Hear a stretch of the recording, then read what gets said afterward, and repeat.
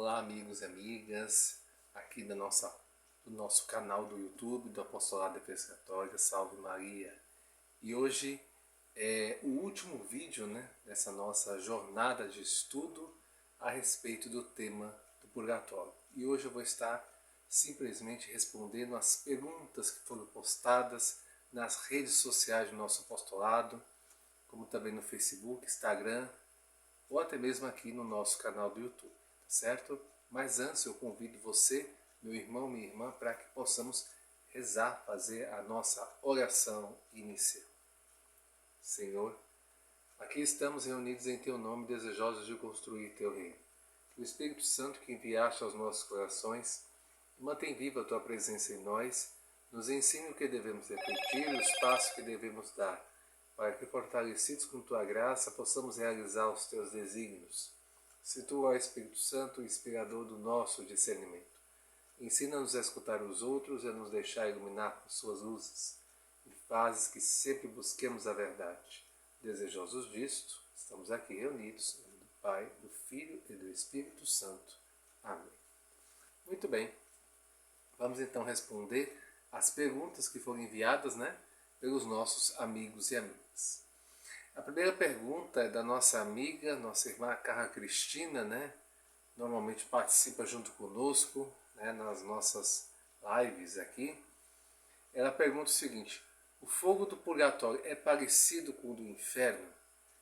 Qual é a diferença entre os dois lados? Bem, na verdade, para responder essa pergunta, nós não sabemos. A Igreja não afirma isso. Não afirma que o fogo do purgatório é parecido com o do inferno. O sofrimento purificado do purgatório é completamente diferente do inferno, isso nós sabemos.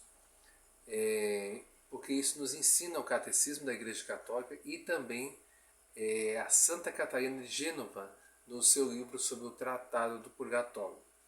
Não há uma comparação entre o purgatório e o inferno. No inferno, além da ausência de Deus, admite ser algo que a Sagrada Escritura chama de fogo, aguilhão físico e real, cuja natureza os teólogos não sabem explicar com exatidão. Fala-se também de fogo do purgatório.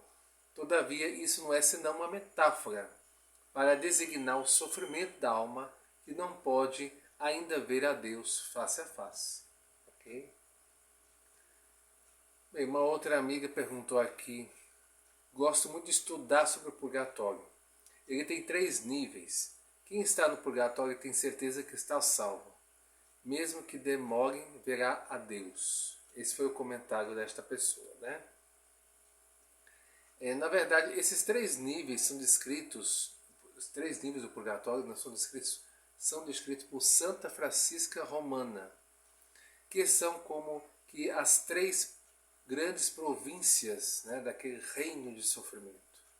Elas estão situadas uma abaixo da outra e são ocupadas por almas de diferentes ordens, estando estas mais profundamente submersas, quanto mais contaminadas e distantes estiverem na hora de sua libertação.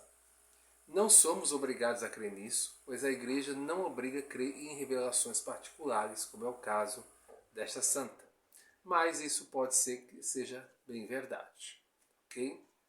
Nós não podemos descartar também totalmente. Outra pergunta. Dizem que quando chegar o fim do mundo, Deus vai acabar com o purgatório. Fico pensando naquelas almas que vão sofrer lá até este momento, sendo as últimas a irem para o céu. No fim do mundo, as almas que estiverem no purgatório ainda serão libertadas e irão para o céu. Ok? Isso é bom frisar esse tipo de coisa. A nossa amiga, nossa irmã, Dona Vera Lúcia, perguntou o seguinte: Edgar, eu fico em dúvida pelos comentários que muitos falam que o purgatório é um lugar de tristeza e de agonia, mas também, pelo que eu sei, é um lugar de paz e descanso. É o que eu penso.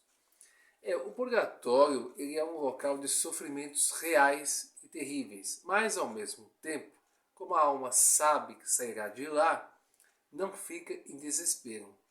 Ela sofre com a certeza de que está salva Isso é extremamente consolador.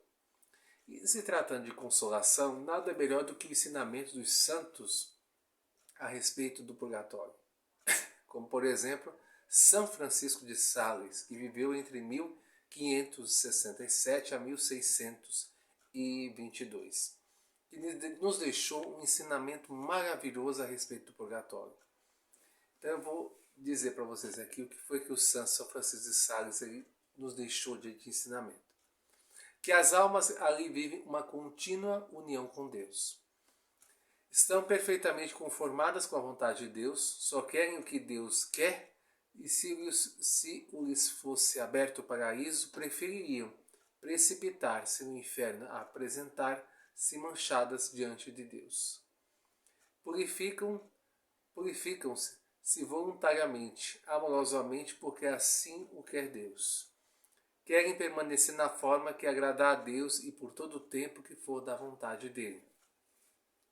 Se é interior a dor que sofre a caridade, derrama no coração inefável, a ternura e a caridade é mais forte do que a morte e mais poderosa que o inferno.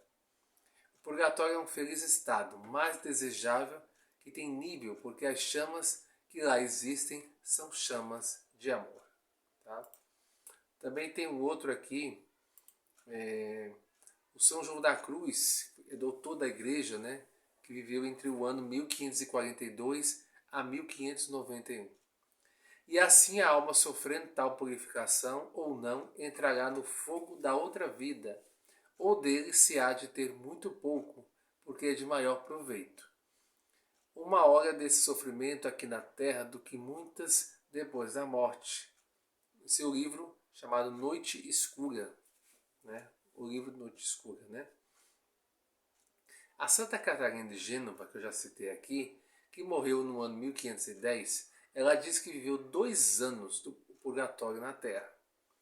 Ela diz, as palavras da Santa: essa forma purgativa que eu vejo nas almas do purgatório, a sinto também em mim mesma e em meu entendimento, sobretudo a contar desde os 2 anos, e cada dia que passo o sinto e vejo com maior claridade.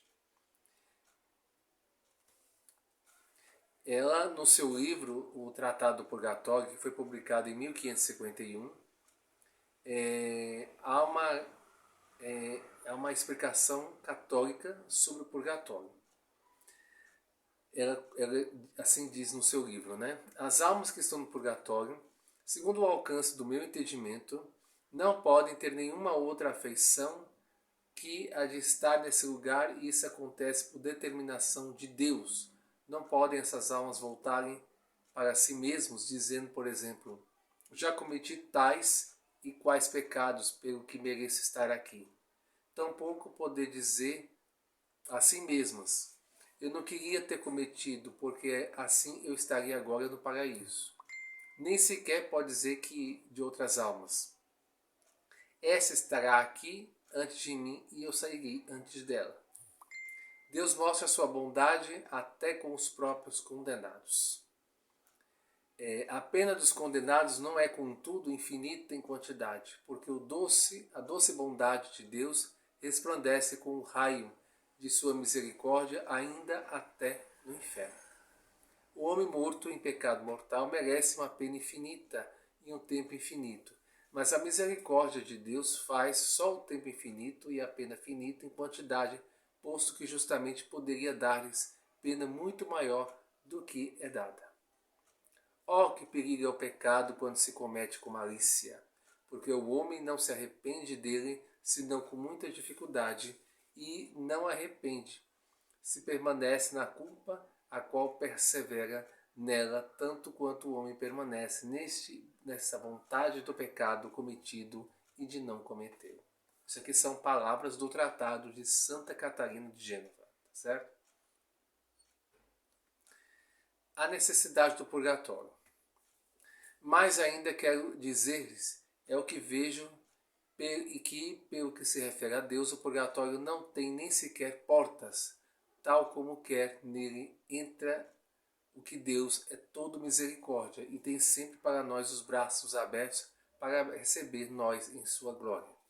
mas também vejo que aquela essência divina é de tanta poesia e nitidez e muito mais que se possa imaginar, que a alma que em si tem tanta imperfeição e ainda que só tivesse uma mínima falta, se lançaria voluntariamente em mil infernos antes de poder encontrar na presença da majestade divina em aquela mancha, com aquela mancha, perdão.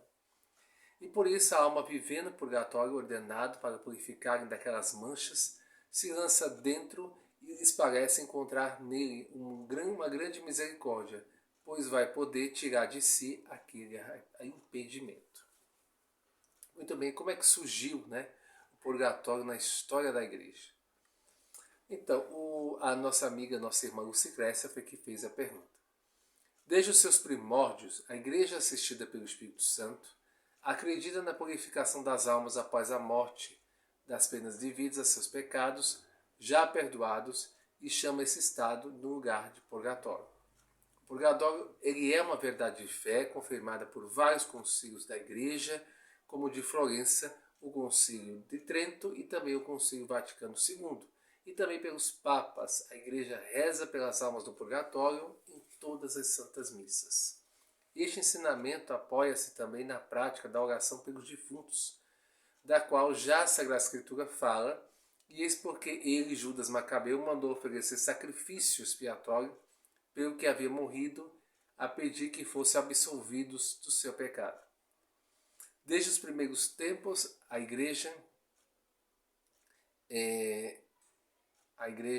ela reza em memória dos defuntos e oferece sufrágio em seu favor, em especial o sacrifício eucarístico, a fim de que, purificados, eles possam chegar à visão beatífica de Deus. A igreja recomenda também as esmolas e as indulgências e as obras de penitência em favor dos defuntos. Tá certo? Muito bem. Então foram essas perguntas, né, as perguntas aqui que os nossos amigos, nossos irmãos mandaram ao longo desse mês, aqui dentro da nossa jornada de estudo, que esse ano falou sobre o tema do purgatório. Tá? Então eu gostaria de agradecer a todos e todas, né, que acompanharam a nossa jornada ao longo desse mês e que também enviaram as suas perguntas. Tá? Gostaria de mostrar novamente, né, esse livro aqui, ó, O Cristão Diante da Morte, tá certo? Esse livro que também fala, entre outras coisas, também sobre o purgatório, certo?